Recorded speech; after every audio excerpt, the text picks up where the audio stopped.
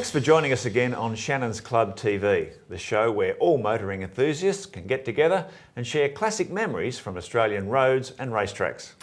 We're bringing those moments to life here on the show with rare archival photographs and footage.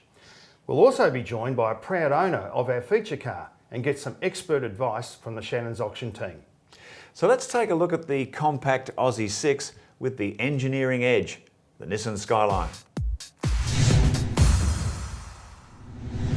By the mid-1980s, identifying the right passenger vehicle to build in Australia was a nightmare, as new people movers and four-wheel drives vied for buyer attention. The Nissan solution was the short-lived but much-loved Australian R31 Skyline, launched in mid-1986. After Mitsubishi widened the latest Japanese front-drive Sigma Galant to create the local Magna with a big 2.6 litre 4, Nissan replaced its long-serving 2-litre 4-cylinder models with local 4 and 6-cylinder versions of the rear-drive Skyline. The Skyline was at least a half size bigger than the outgoing Bluebird, yet it had a shorter wheelbase than the VL Commodore. This placed it midway between an LH Tirana and the definitive EH Holden, which this Skyline came so close to reviving. Mark, for a Japanese company like Nissan to tackle Ford and Holden for outright honours was unusual. Why would Nissan do that? Well, don't forget, back in the 1980s, Ford and Holden were the kings of the local car market. So for Nissan as another local manufacturer, if they could at least knock them off on the racetrack, that would provide a huge boost in brand credibility and hopefully lead to increased showroom sales. And if you can also do it in a car that outwardly resembled what was being made here, then that was even better, which is why they brought in the HR31 Skyline Coupe, which I'll get to a little bit later. And they were also competing with that 6-cylinder. They had a 6-cylinder family car. Exactly. Well, the bottom line, Mark, was that Nissan had no choice, on the track or on the road. The Japanese Bluebird had become a petite front drive model which needed stretching like its Sigma rival. But Nissan's local 4 was too small for a Magna-sized model. The alternative was a Pintara, a Skyline powered by a fuel-injected version of the local 2-litre Bluebird 4. Its extra sales made the switch to the Skyline viable.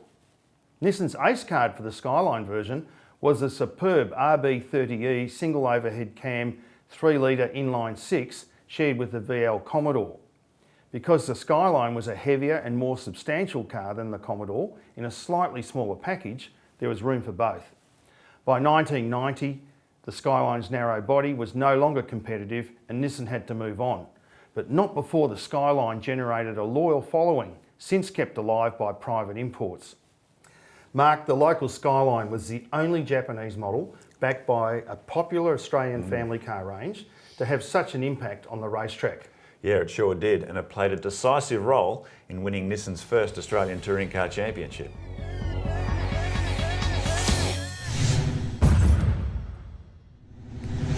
The Nissan Skyline HR31 GTSR played a decisive role in claiming Nissan's first Australian Touring Car Championship in 1990 after nearly a decade of trying. The HR31 GTSR was a hot coupe derivative of the then latest R31 sedan. Launched in August 1987, it was built primarily as a homologation special to qualify for Group A racing. The GTSR was powered by Nissan's RB20 DETR 2-litre dual overhead cam turbocharged inline 6 with a 5-speed gearbox and McPherson strut front and semi-trailing arm rear suspension. Under Gibson Motorsport's intensive development program, the factory race cars became increasingly tough opponents on Aussie racetracks. Joe, although they were never sold in Australia through Nissan dealerships, the HR31 Coupe's racing successes must have provided plenty of brand credibility in the showrooms.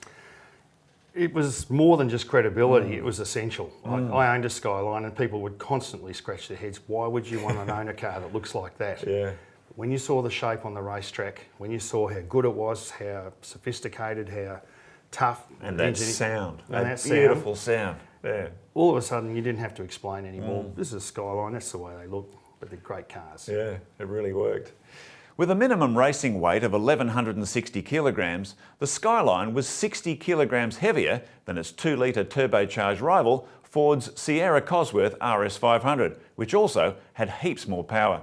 Not surprisingly, the works Nissans were outgunned throughout the 1988 and 1989 seasons. However, an increase in minimum weights for 1990 had a noticeable effect on the rear tyre life of the Sierras, which finally gave the tank-tough HR31s a fighting chance of success.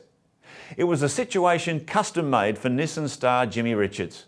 His performances in the 8-round ATCC were flawless, scoring crucial round wins on the tighter tracks and continuing to pile up podium points on faster circuits where the more powerful Sierras still held a slim advantage. Richards switched to the all-new twin-turbo, all-wheel drive GTR Skyline to wrap up the 1990 crown in convincing style. However, the HR31 is rightly credited as the unsung hero of Nissan's first ATCC title, as it did all the hard work in getting there. Other great episodes of Shannons Club TV are available to view anytime on the club website.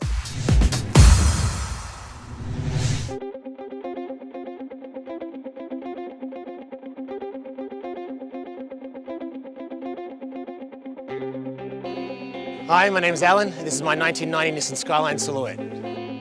I've had this one for a little over a year. The condition of the car when I first bought it, I mean, I was really lucky. I was looking around for a little while. A lot of these ones have, you might say, spoiled by like a few unwanted sort of modifications. This one's relatively stock, but ultimately it's pretty much in terms of specs the same today as it was back in the day. I'm a bit of a fan of the 80s, a bit of the more nostalgic sort of stuff. I think the design and the way it is, the way it looks, just sort of speaks of that era. The design guys were sort of like copying stuff off European cars. When they were doing a lot of wedges in that time, the Japanese guys sort of like took that on a little bit and sort of started building cars with a similar sort of a design shape. These Skylines came with an IB30 motor, 3-litre straight six. What makes this motor unique is that you didn't find these motors in Japan. These were actually only came out, they were only in Australia. So I use this car as a daily driver. I think it practically drives as well now as it did back then, surely, you know. It's a comfortable drive in terms of getting you to work and back and everywhere else, you know. Plenty of room inside. My granddad had like a slightly older Silhouette, and that was actually the first car I ever sort of like drove, like sitting on his lap, up and down the driveway. That was the first time I ever sort of got behind the wheel of a car, you know. And that's something that I've always sort of like taken with me, and what's made me sort of really get into these cars and enjoy them so much.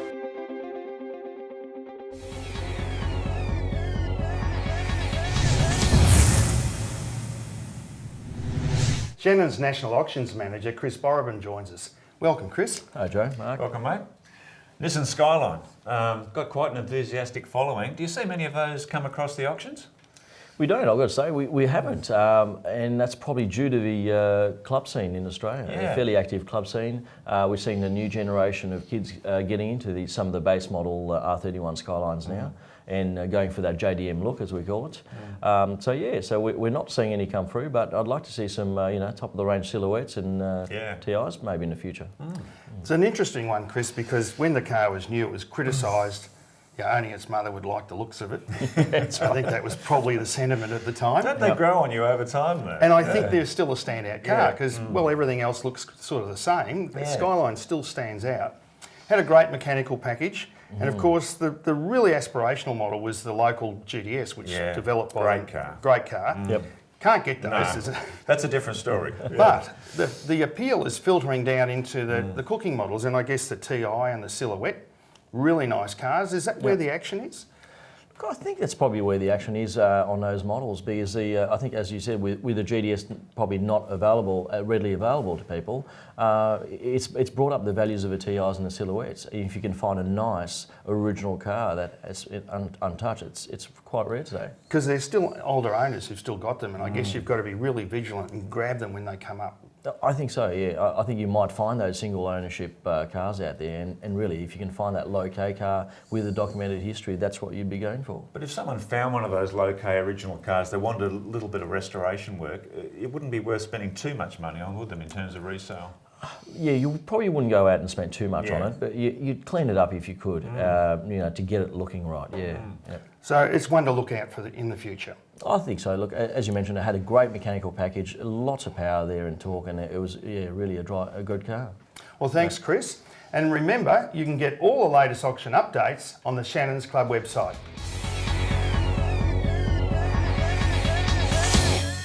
If you like the competition images you've seen in the show, you can find them all at autopics.com.au. Joe, the Nissan Skyline, it's amazing how time changes your taste, your perceptions of things. When this car was new, I just thought it was a very, very ugly looking car. But when I see it now, it really appeals to me. I really like the look. It's changed. It's almost like time has caught up with it. Well, at the time, it had to compete in a very competitive market as a six-cylinder family car. And to be honest, it didn't, because it wasn't wide enough.